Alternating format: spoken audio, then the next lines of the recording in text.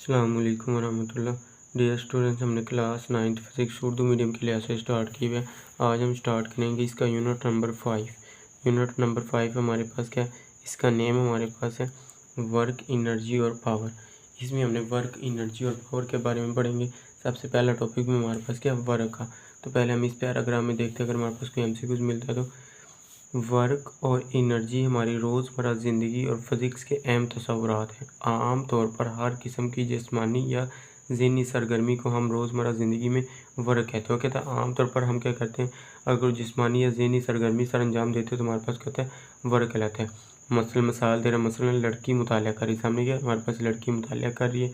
एक शख्स ईंटों का लोड उठाए खड़ा है। अब ये भी हमारे पास क्या देखा जाए तो ये भी काम कर रहा है, हम कहते हैं कि वो काम कर रहे हैं। लेकिन फ़िज़िक्स में वर्क की एक मखसूस तारीफ़ है कि वर्क इस सूरत में होता है जब कोई फ़ोर्स किसी जिस्म पर अमल कर के उसे कुछ फासला तक हरकत में लाती है। एनर्जी का वर्क से बहुत करीबी तलक है। एनर्जी का हमारे पास क्या है, वर्क से बहुत करीबी सा तलक है। जब एक सिस्टम दूसरे सिस्टम पर वर्क करता है तो इनका एनर्जी का तबादला होता है। एनर्जी का तबादला कैसे, जैसे हमारे पास अगर कोई शख्स काम कर रहा है तो उसमें हमारे पास उसकी एनर्जी भी ज़ाया हो रही है, एनर्जी भी लग रही है, इस वजह से हमारे पास क्या उसका तबादला होता है। इस बाब में हम वर्क, एनर्जी और पावर और एफिशिएंसी के मफहूम और इसके बाहमी ताल्लुक़ को वाज़ा करेंगे। ये हमारे पास, यहाँ तक इसमें से हमारे पास कोई चीज़ याद वगैरह नहीं करने वाली, सिर्फ इसको एक दफ़ा रीड कर लें। उसके बाद हमारे पास जो टॉपिक है, हमारे पास इसका पहला टॉपिक हमारे पास ये लॉन्ग क्वेश्चन के लिहाज से, शॉर्ट क्वेश्चन के लिहाज से, MCQs के लिहाज से मोस्ट इंपॉर्टेंट है। तो ये आप लोगों ने अच्छी तरह से तैयार करना है। लॉन्ग क्वेश्चन हमारे पास कैसे आ सकता है, वर्क की तारीफ़ करें, हमारे पास साथ में वर्क से क्या मुराद है, वर्क की तारीफ़ करें, फिज़िक्स के मुताबिक वर्क की वजाहत करें किस तरह की जा सकती है, इसका फार्मूला और इसका यूनिट लिखें। ये हमारे पास मैंने इधर लिखा, मैं आप लोगों को दिखा देता हूँ। ये हमारे पास है, इसकी हेडिंग भी मैंने बताई हुई, सारा कुछ मैं आप लोगों को बताऊँगा कि वर्क से क्या मुराद है। वर्क के मुताबिक फ़िज़िक्स के मुताबिक वर्क की वजाहत किस तरह की जा सकती है, इसका फार्मूला और यूनिट लिखें। ये हमारे पास है। सबसे पहले आप लोगों ने हेडिंग देनी वर्क की। वर्क की हेडिंग देने के बाद नीचे तारीफ़ की हेडिंग दे, और तारीफ़ आप लोगों ने सबसे पहले लिखनी। ये हमारे पास क्या तारीफ़ है वर्क की। वर्क और फोर्स की सिमत में तय करदा फासले का हासिल ज़रब वर्क के बराबर होता है। ये किसकी तारीफ़ है, हमारे पास वर्क की। तो वर्क के बराबर होता है। ये तारीफ़ लिखने के बाद आप लोगों ने हेडिंग देनी जी वजाहत की। ये मैंने इधर वजाहत लिखी, हमारे पास वजाहत की हेडिंग दे।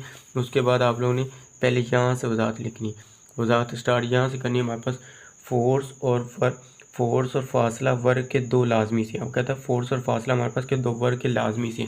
लाजमी से कैसे, जैसे जब एक मुश्किल फोर्स, मुश्किल कहते हैं कोई कांस्टेंट फोर्स किसी जिस्म पर अमल करते हुए उसे कुछ फासला तक हरकत में लाती है, तो हम कहते हैं कि फोर्स ने वर्क किया। तो हम क्या कहते हैं कि फोर्स ने वर्क किया। जैसे हमारे पास जो नीचे मिसाल दे रहे हैं, हमारे पास ये मेज़ की, इसमें देखो वो कहता है फ़र्ज़ करें, इधर तक लिखेंगे भाई, यहाँ से स्टार्ट करें। फ़र्ज़ करें कि लकड़ी का एक ब्लॉक मेज़ पर पड़ा है, अगर एक फोर्स F इस पर लगाने से वो फोर्स की सिमत में फासला तय करता है। अब देखिए यहाँ से उसने लगाया, हमारे पास कहता है फोर्स की सिमत में, इसी डायरेक्शन में हमने पीछे से इसको हमने फोर्स लगाई, इसी डायरेक्शन में हमारे पास वो डिस्प्लेसमेंट कवर कर रहा है, फासला हमारे पास कवर कर रहा है, तय करता है। तो हमारे पास इसका फार्मूला हमारे पास क्या आ जाएगा, वर्क इक्वल हमारे पास आ जाएगा फोर्स ज़रा फासला, तो W=F×S। ये आ गया। इधर आप लोग इसको कह दें, हमारे पास क्या, ये मसावात हमारे पास आ गई इक्वेशन नंबर 1। तो इसको भी रेज करके लिख दें, हमारे पास मसावात इक्वेशन नंबर 1। मसावात 1 से जाहिर होता है कि अगर डिस्प्लेसमेंट तय नहीं होता तो वर्क नहीं होगा। अब इस लाइन का क्या मतलब है, हमारे पास इस लाइन का मतलब है कि हमारे पास अगर डिस्प्लेसमेंट कवर नहीं ना हो रहा तो हमारे पास वर्क भी नहीं होगा।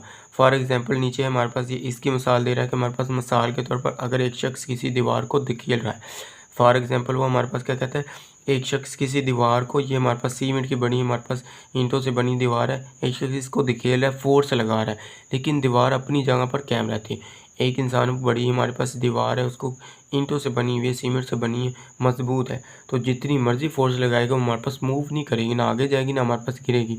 तो इस सूरत में वो शख्स काम नहीं कर रहा। अब किसकी ज़बान में बता रहा है कि काम नहीं, अब पागल है कोई कहे कि हमारे सुबह से लेकर शाम तक ये दीवार को ऐसे फोर्स लगा रहा है, धकेल रहा है कि हमारे पास ये गिर जाए, या हमारे पास इसको थोड़ा आगे मूव करने की कोशिश कर रहा है, तो कोई शख्स उसको देखे कि ये तो कुछ काम नहीं कर रहा, तो क्या कोई कहेगा कि इसको तो आपने तो कोई काम नहीं किया। कि फिज़िक्स की ज़बान में देखें, वो कहता है हमारे पास वो शख्स काम नहीं कर रहा, हमारे पास क्या वो शख्स कुछ काम नहीं कर रहा, क्यों? उसने कुछ फासला डिस्प्लेसमेंट तय नहीं किया, तो वर्क भी नहीं होगा। अगर डिस्प्लेसमेंट तय किया तो फिर हमारे पास वर्क है। इसकी मिसाल आप लोग ऐसे भी ले सकते हैं कि हमारे पास कोई एक ऑफिस में काम करने वाला कोई ऑफिसर है कि कंप्यूटर पे बैठ के उसने काम करना है, सारा दिन वो कंप्यूटर पे बैठा काम कर रहा, घर में आके कहता है जी मैंने आज सुबह से लेकर शाम तक बहुत काम किया जी, मैं तो थक गया हूँ। तो हम क्या कहेंगे कि आपने काम नहीं किया। वर्क के दो मीनिंग हमारे पास होते हैं, एक हमारे पास होता है सिग्निफिकेंट के लिहाज से और एक हमारे पास नॉन सिग्निफिकेंट के लिहाज से। सिग्निफिकेंट के लिहाज से हमारे पास वो नॉन सिग्निफिकेंट, हमारे पास वो सिग्निफिकेंट के लिहाज से बता रहा है, लेकिन हम क्या कहेंगे हमारे पास नॉन सिग्निफिकेंट के लिहाज से इसमें हमारे पास कुछ वर्क नहीं किया, कि वो काम नहीं किया, उसने कुछ डिस्प्लेसमेंट नहीं किया, वो एक जगह पे बैठ के काम कर रहा है, कंप्यूटर पे बैठ के काम करते हैं, वो आगे पीछे नहीं जा रहा, तो उसने डिस्प्लेसमेंट तय नहीं किया होगा, तो हमारे पास क्या होगा, वर्क भी हमारे पास नहीं होगा, वर्क हमारे पास ज़ीरो होगा। तो इसी तरह करता है कि अगर कोई जिस्म यकसा वेलोसिटी से हरकत करता है, अब यकसा वेलोसिटी से कब हरकत करता था? यकसा वेलोसिटी से हमारे पास कोई जिस्म तब हरकत करता था जब हमारे पास ए ज़ीरो होता था, एक्सेलरेशन हमारे पास ज़ीरो होता था। अब एक्सेलरेशन कैसे? हमारे पास न्यूटन के सेकंड लॉ के मतलब F is equal to M A, तो F is equal to M A हमारे पास ज़ीरो होता है, फोर्स भी हमारे पास क्या आ जाएगी? ज़ीरो, तो एफ इज इक्वल टू हमारे पास क्या आ जाएगा? ज़ीरो। एफ बराबर ज़ीरो आ गया, तो हम इसमें जगह पे देखिए इस फार्मूले में हमने क्या पुट किया, W is equal to F की जहाँ पे हमने ज़ीरो पुट किया, ये हमारे पास फार्मूला था W is equal to F cross S. अब W is equal to F हमने निकाला है ज़ीरो, तो ये ज़ीरो पुट कर हमारे पास एस क्या आ जाएगा? W is equal to work भी हमारे पास क्या आ जाएगा? ज़ीरो। तो ये MCQs बना के दे सकते हैं। अगर कोई जिस्म यकसा वेलोसिटी से हरकत कर रहा है लेकिन इस पर कोई फोर्स अमल नहीं कर रही, तब भी वर्क ज़ीरो होगा। अगर कोई फोर्स इस पर अमल नहीं भी कर रही फिर भी हमारे पास क्या होगा? वर्क ज़ीरो होगा। क्यों? हमने अभी देखा हमारे पास जिसमें यकसा वेलोसिटी से हरकत कोई जिस्म करता है फिर उसमें एक्सेलरेशन ज़ीरो होता है। तो न्यूटन के सेकंड लॉ के मुताबिक, दूसरे कानून के मुताबिक देखें तो हमारे पास क्या ए ज़ीरो है, तो एम भी हमारे पास पुट करें ए ज़ीरो, तो फोर्स किसके बराबर है? ज़ीरो। तो इधर फोर्स से ज़ीरो पुट करें हमारे पास एफ वर्क किसके बराबर आ जाएगा? ज़ीरो के इक्वल आ जाएगा। तो ये हमारे पास आ जाएगा। उसके बाद आप लोगों ने इसके अंदर हमारे पास हेडिंग देनी, लास्ट पे आ गए ये मिसाल भी मैंने आप लोगों को करवा दी, ये मिसाल आप लोगों ने यहाँ से यहाँ तक करनी। उसके बाद आप लोगों ने हेडिंग देनी फार्मूले की। फार्मूला मैंने आप लोगों को ऊपर बताया कि W is equal to F cross S लिखना है, और यूनिट की यूनिट हमारे पास क्या? यूनिट वर्क का यूनिट SI यूनिट जूल होता है। SI यूनिट हमारे पास क्या? जूल है, और मिकदार हमारे पास क्या? वर्क एक स्केलर मिकदार है।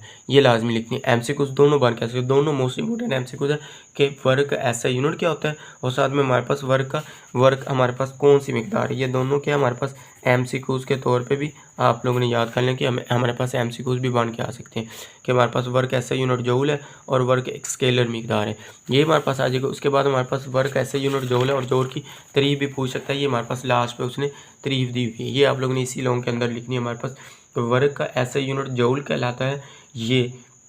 अब जूल की तारीफ हमारे पास दे रहा है, ये हमारे पास क्या? किसकी तारीफ? हमारे पास जूल की तारीफ। ये वर्क की वो मिकदार है जो एक न्यूटन फोर्स किसी जिस्म पर अमल करते हुए उसे 1 मीटर तक हरकत देती है। हमारे पास क्या? उसे 1 मीटर तक हरकत देती है। अब देखिए मसावात 1 के मुताबिक कह रहा है, हमारे पास मसावात 1 के मुताबिक 1 जूल किसके बराबर होगा? 1 न्यूटन मल्टीप्लाई 1 मीटर, तो हमारे पास 1 जूल किसके इक्वल आ जाएगा? 1 newton meter. Most important MCQ है ये कि 1 न्यूटन मीटर के इक्वल होता है। अब इसके हमारे पास दो बड़े यूनिट हमारे पास होते हैं, हमारे पास क्या?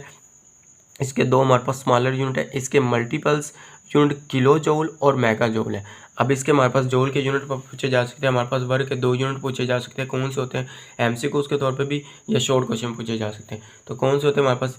इसके मल्टीपल्स यूनिट किलो जूल्स और मेगा होते हैं। किलो हमारे पास क्या होता है? 10⁻³ जूल के।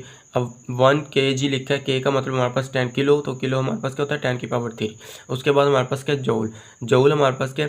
1 मेगा जूल। मेगा किसके बराबर होता है? ये हमने चैप्टर 1 के अंदर भी पढ़ा था, हमारे पास क्या? 10⁻6 जूल। ये हमारे पास क्या आ जाएगा? 10⁻6 जूल मेगा जूल। ये भी MCQs बन के आ सकते हैं और ये भी हमारे पास MCQs बन के आ सकते हैं। तो ये हमारे पास था आज का टॉपिक।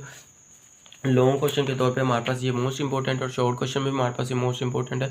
शॉर्ट क्वेश्चन भी इसके अंदर से हमारे पास क्या होते हैं?